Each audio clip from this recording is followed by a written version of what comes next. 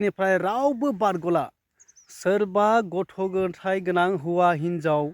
जुदि फिसाय गोनां हिन्जाव गोनां गथ' गथाय गोनांफ्रा जुदि दोनखारलायोब्ला बा सोरबा सेंग्रा सिख्लाफ्रा जुदि बहाबा थांनानै रुम भारा लाना थाहैयोब्ला रावबो बारग'नाय नंला रावबो गवा बे बारनिफ्राय। तो हेलौ लोगोफोर, बे समाव ओरैबायदि मोनसे गोनांथार आपडेट नोंथांमोननि गेजेराव शेयार खालामनो नागिरदों। तो दिनैनि आपडेटआ ओरैबायदि मस्ट इम्पर्टेन्ट जागोन आरो बेस्ट मोनसे आपडेट जागोन बियो। तो नोंथांमोना भिडिअखौ जोबजासिम नायलांब्ला नोंथांमोना गासैबो बाथ्राफोरखौ बुजि मोनगोन। तो नैबे दिनैनि आपडेटआ ओरैबायदि गोनांथार आरो ओरैबायदि मोनसे थांखि लादों एबसुफ्रा। तो कामरुप मेट्र' जाय एबसुफोर दङ दुलाराय बर' फरायसा आफाद बिथांमोना ओरैबायदि मोनसे टारगेट लादों, ओरैबायदि मोनसे थांखि लादों जे जोंनि बर' हारियाव जे ओरैबायदि गुबुंले मोनसे थासारि जाबाय थायो। सोरनिबा हिन्जावखौ सोरबाया लाना खारनाय, सोरनिबा हौवाजों सोरबाया खारफालांनाय, माने गथ' गथाय हौवा हिन्जाव गारनानै खारनायफोरनि थाखाय आरो सेंग्रा सिख्लाफोर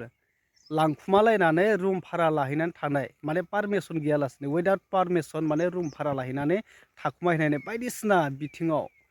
बेफोरनि थाखाय ओरैबायदि गोख्रों थांखि लादों एबसुआ।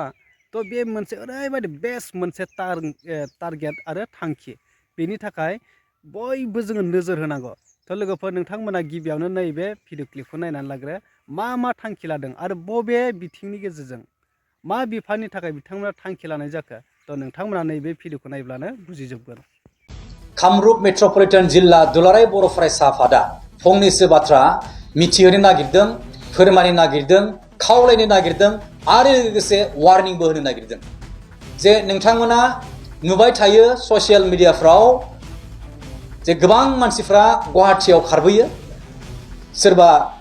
गुबुन हिन्जाव हौवाजों खारबोनाय, सोरबा गुबुन हिन्जावजों खारबोनाय,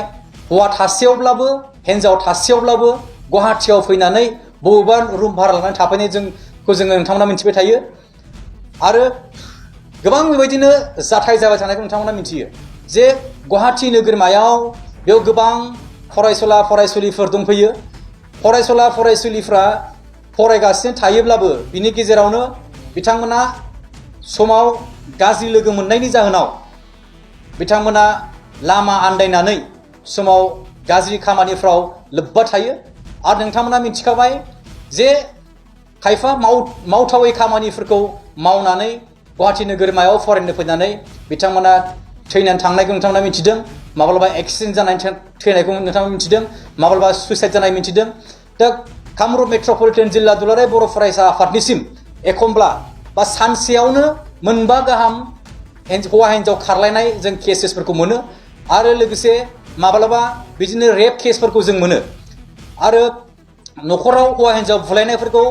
जों मोनबाय थायो। गोबां जिल्लानिफ्राय बांसिनानो बिटिआरनि जिल्लाफोरनिफ्राय जोंनिसिम कलफ्रा फैबाय थायो। दुलाराय बर' फरायसा आफादा बर' हारिखौ गेरेमसा खालामनो थाखाय नाजाबोगासिनो दङ, नाजालांबाय थायो आरो नाजालांबाय थागोन। अब्लाबो जोंनि समाजाव ओरैबायदि मानसि दङ जे बर' हारिखौ गुबुंले खालामनो थाखाय गुबुन खामानिखौ मावबाय थायो। अब्ला जोङो गुवाहाटियाव थानाय थामहिनबा कामरुप मेट्र'पलिटन जिल्ला दुलाराय बर' फरायसा आफादा जोंनि बर' हारिखौ गेरेमसा खालामनो थाखाय बा बर' हारिखौ गुबुंले खालामनायनिफ्राय जोङो रैखाथि होनो थाखाय दिनैनि सानाव जोङो मोनसे स्क्वाड जों लन्च खालामदों आरो बे स्क्वाडनि मुङानो जाहैबाय जि आवेर स्क्वाड, थामहिनबा गुवाहाटि आबसु वाच एन्ड रेस्किउ एंगेजमेन्ट स्क्वाड। बे स्क्वाडाव माखासे रैखाथि भलन्टियार्स आरो संगालि भलन्टियार्सफोर थागोन। गुवाहाटि नोगोरमायाव मोनथाम पुलिस डिस्ट्रिक्ट दङ, इस्ट, वेस्ट आरो सेन्ट्रेल। बे गासै मोनथाम पुलिस डिस्ट्रिक्टआवबो जोङो रैखाथि भलन्टियार्सफोरखौ दोनगोन, जायफोरनि खामानिया जागोन जे बहाबा सोरजोंबा बुजानाय बा बहाबा सोरजोंबा थगायजानाय बा बहाबा खामानि मावनो थाफैदों, लेबार खामानि मावनो थाफैदों, नाथाय मालिकनिफ्राय दरमाहाखौ मोनाखै, सालारिखौ मोनाखै। स' बेफोर खामानिखौ मावनो थाखाय आरो बेजों लोगोसे सोरजोंबा थगायजानाय बा सोरजोंबा लांखार जानाय बा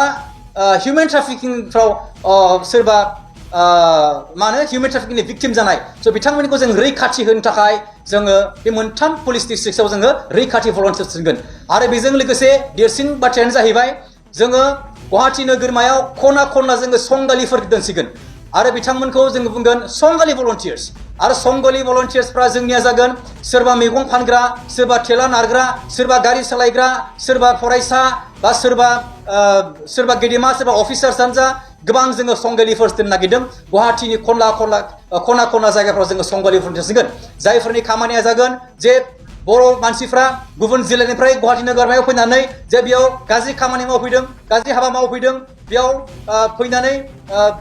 बिदिनो सेंग्रा सिख्ला जमा थालायनानै बिथांमोना गाज्रि खामानि मावदों आरो लोगोसे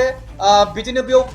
गावनि हौवाखौ गारनानै गावनि हिन्जावखौ गारनानै थाफैदों स' बेफोरखौ संनो थाखाय जोङो संगालि भलन्टियार्स हगारसिगोन बेनि थाखायनो जोङो वार्निं होनो नागिरदों जे AWARE AWARE Absu Watch and Rescue Engagement Squad जों बेखौ दिनै लन्च खालामदों बेनि थाखायनो खावलायदों जे जोंनि हारिखौ गेरेमसा खालामनायाव नोंथांमोनखौ बयखौ बाहागो लानो थाखाय जे नोंथांमोना गुवाहाटीयाव फैनानै जोंनि हारियाव दाग होफैया होननानै जोङो बेखौनो खावलायदों आरो जोङो रेस्किउ खालामनाय समाव जों जेब्लायबो जोङो फाइखि हान्जानि थामहिनबा जों पुलिसनि आरो गोबां कमिसन्सफोरनि जोङो सहाय लानानै जों खामानिखौ मावलांगोन आरो गोबां समावनो जोङो बर' हारि होननानै जों अनखाङो जे बर' हारि होननानै बेबो जोंनिनो बर' मानसि जे बर' फिसा होननानै जों अनखांनानै जोङो खेमा होयो गुवाहाटीयाव जोङो बुवा अननानै गावनिनो बर' मानसि होननानै नाथाय जोङो बेबायदि बेसेबां गोबाव सैना थाबावनो बेसेबां गोबाव जों सहायबावनो जोङो सानबाय जे बिथांमोनखौ जोङो बुवा लाबानो बर' होननानै अननायजों जानाय नङा